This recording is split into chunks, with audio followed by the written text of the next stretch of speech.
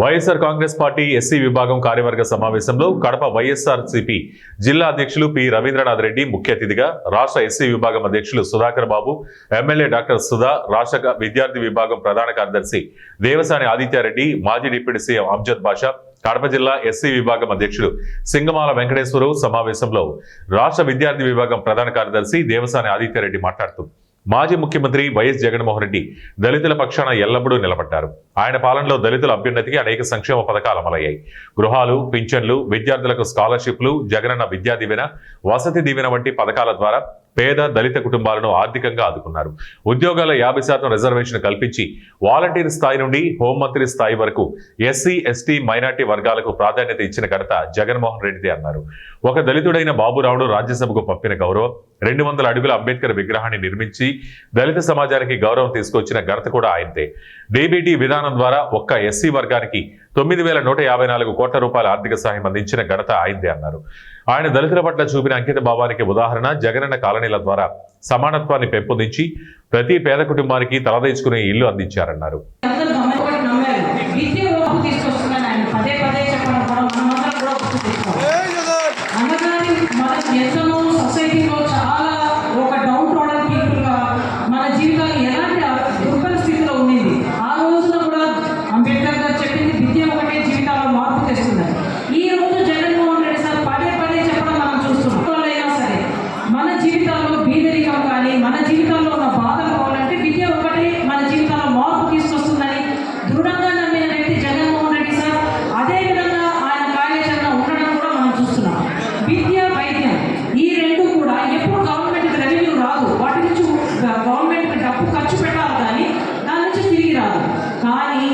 Long run లో government కి అవి పునాదులాగా నిలబడతాయి. అది గొప్పగా నమ్మిన వ్యక్తి జగన్మోహన్ రెడ్డి సార్.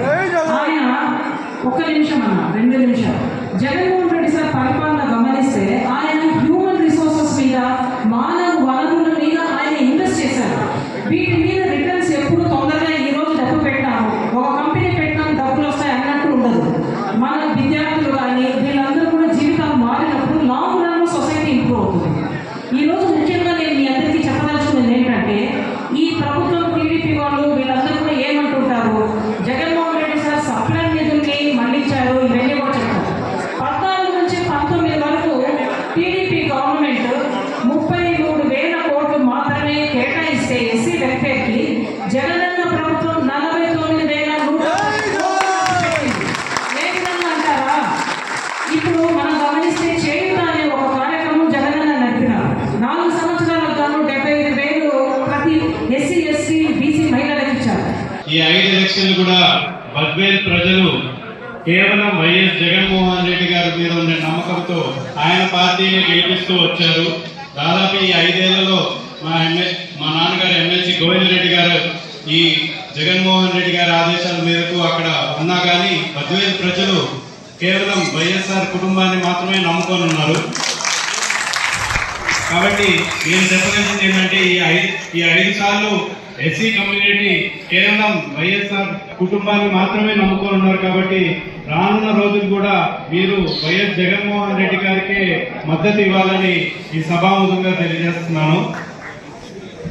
ఆనాడు బిఆర్ అంబేద్కర్ గారు మాత్రమే మన బడుగు బలహీన వర్గాల కోసము ఎంతో కృషి చేశారు. దాని తర్వాత ఈ దేశంలోనే ఏ ముఖ్యమంత్రి చేయలేని అంత సంక్షేమాన్ని మన జగన్మోహన్ రెడ్డి గారు మాత్రమే ఎస్సీ, ఎస్టీల కోసం చాలా సంక్షేమాన్ని అందించారు. వేలాది కోట్ల రూపాయలు మీ అందరికీ దాదాపు 2019 నుంచి 24 దాకా కూడా ఆయన మనకి ఇవ్వడం జరిగింది.